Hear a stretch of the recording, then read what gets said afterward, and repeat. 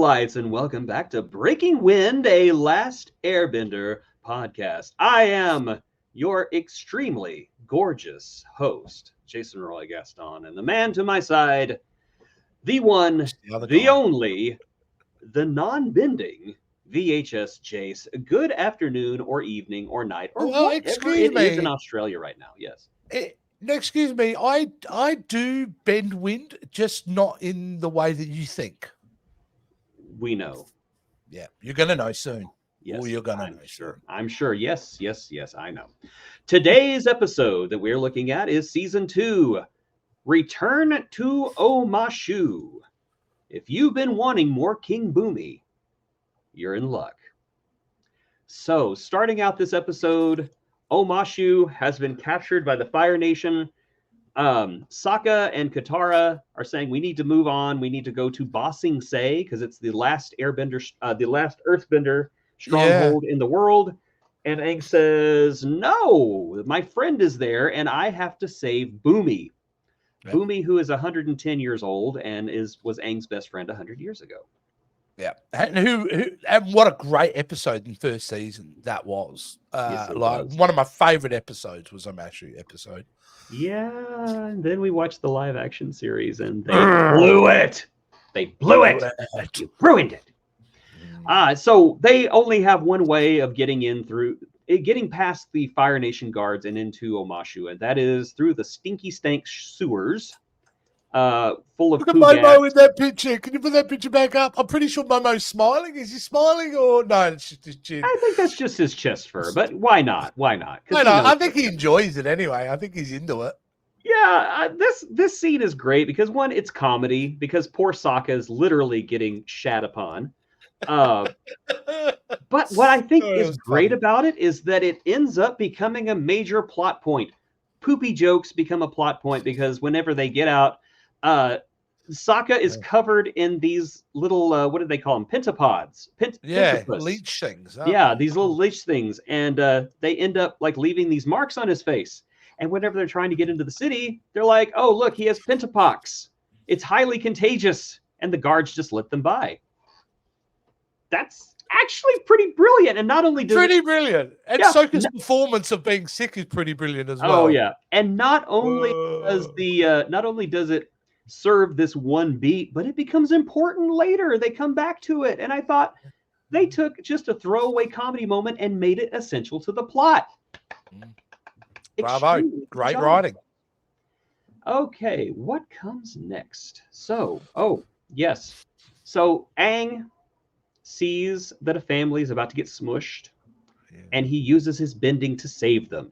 Yeah. Which was a mistake. Because there's a crazy lady in the family. Yeah. It is May.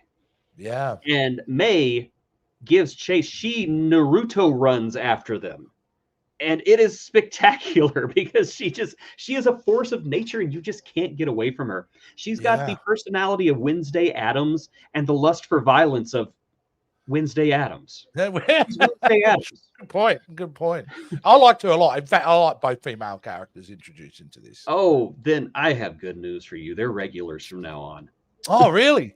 Yes, they are. Because they're awesome. They're both awesome. Yeah. One of them has a surprising relationship to a character we already know.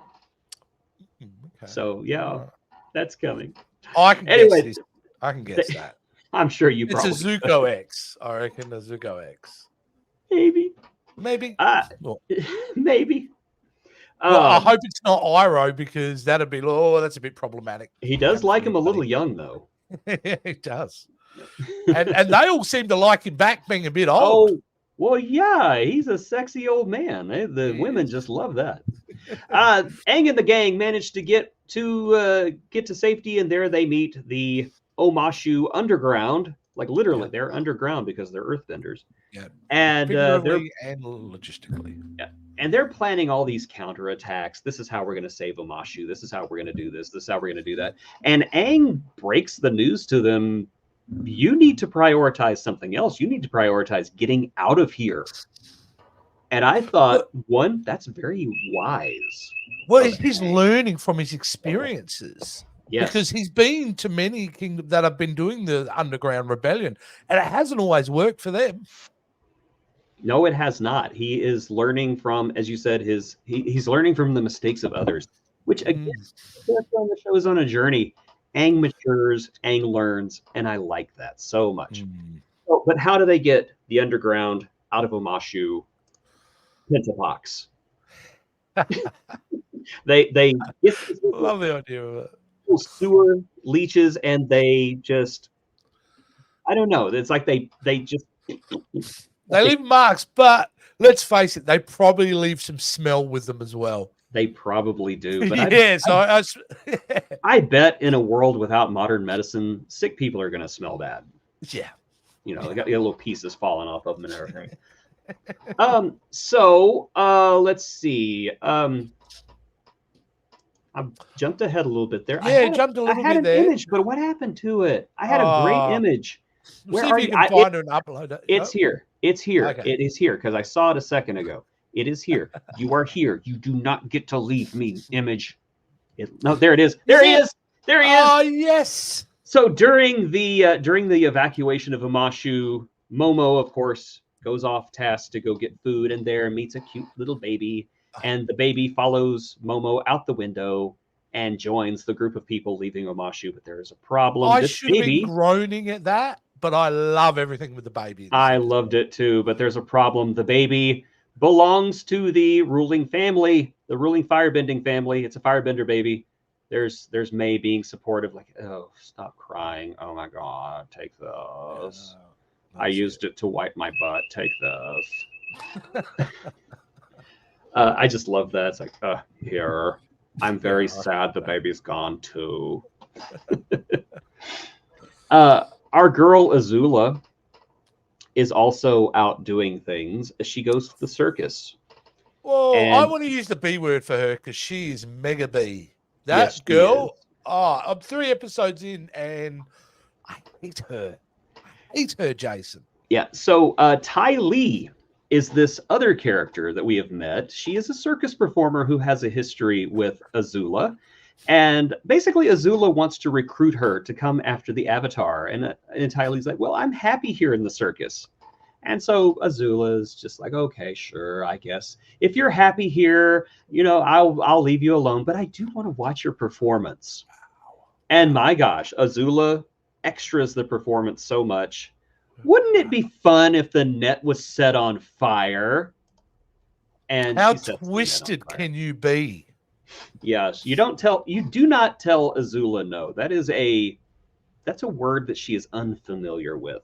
But she basically, oh yeah.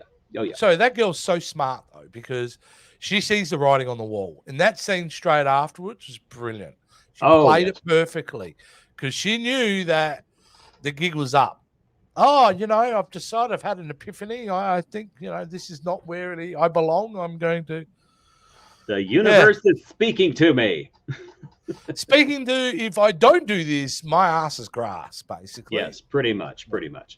So Ty Lee has joined May, who is also an old friend of Azula, and they have formed the Terror Trio.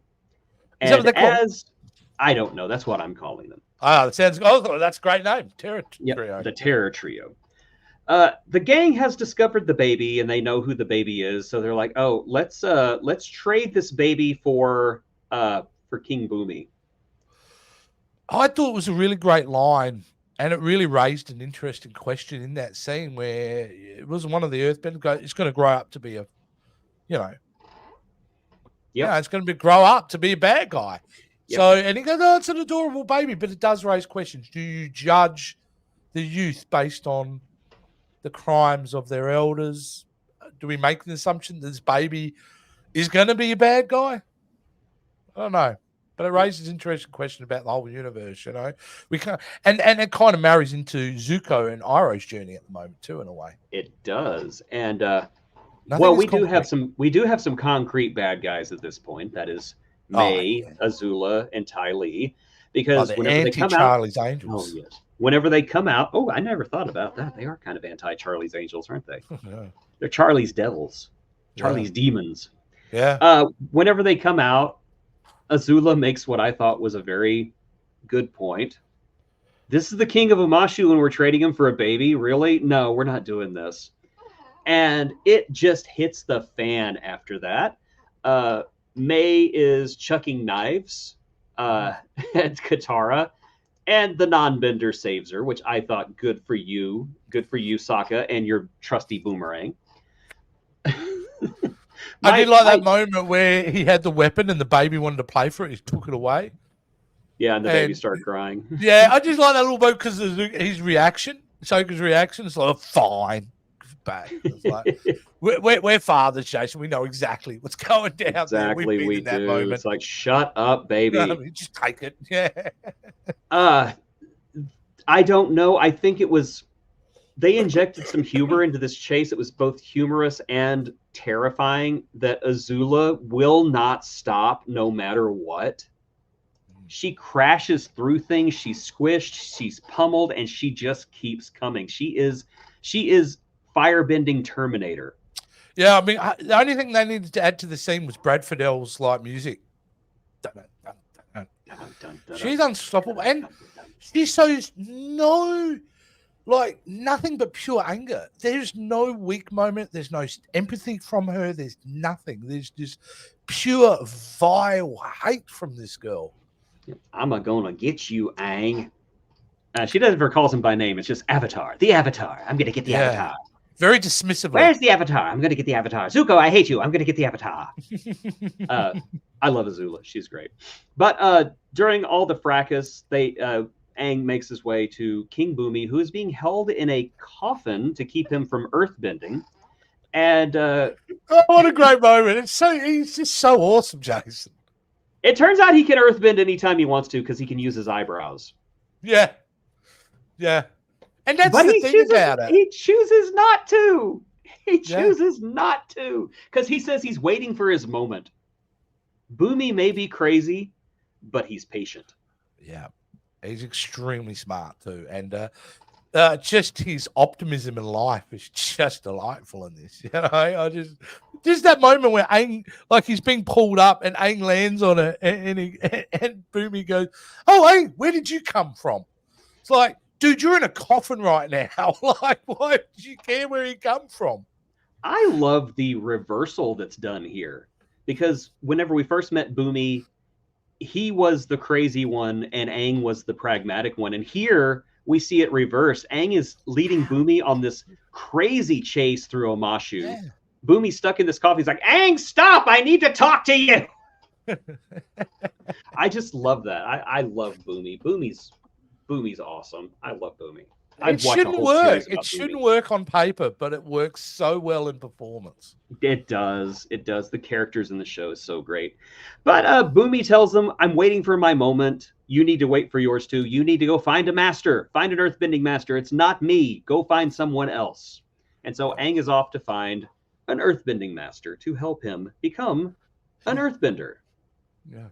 Yeah. Oh, by the way, can I just mention I don't know if it was in this episode they laugh. I love now that he blows on things, turns them to ice and smash them. It is pretty cool, isn't it? Oh, it is pretty cool. It's a nice little diversion of that airbending ability he's got. Oh, it's quite cool. It was great. I geeked out. But that is a return to Omashu. What are your thoughts? Well, again, there are things in this episode that if you'd said it to me verbally, I would have gone, okay. But Tom works really well as the baby. Bumi's fantastic in it. Aang, it's the first time that we are seeing a little bit of maturity from him. Zuko and Iroh kind of missing from this episode, but I'm sure that we're going to see lots of them coming up. Yeah, they're around. But it's great. It's probably a more light-hearted episode, which I think is smart. And it also says to me, if we're doing light now, we're about to go down some dark tunnels throughout this season. So, because you're not going to make it all completely light. So, no. What a great start to the second season. First three episodes. There are no dark episodes in the second season. I don't believe you. There are no dark episodes in the second season. Okay. You'll get that joke later. Oh, yeah, I'm thinking so. You're setting some up to pay off in a few weeks' time. Oh, absolutely. No, I loved it.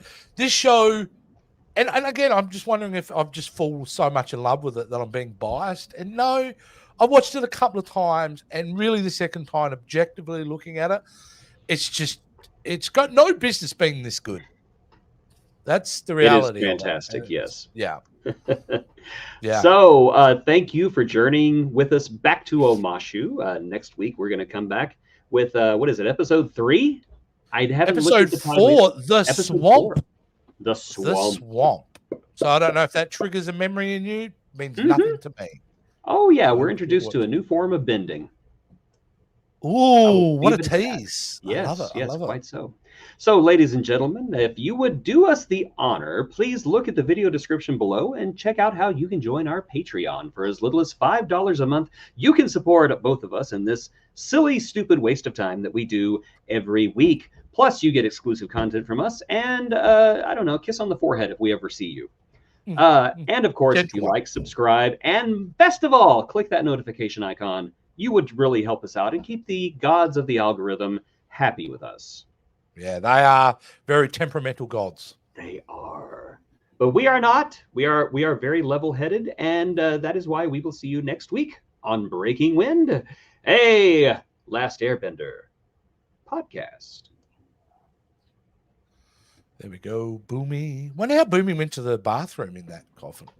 Oh, he totally did. Yeah. Well, there's a cut scene with someone hosing it out. It turns into Earth every now and again, so maybe he's saving it for something later. Are you implying that the whole city's built out of that? I'm not implying it.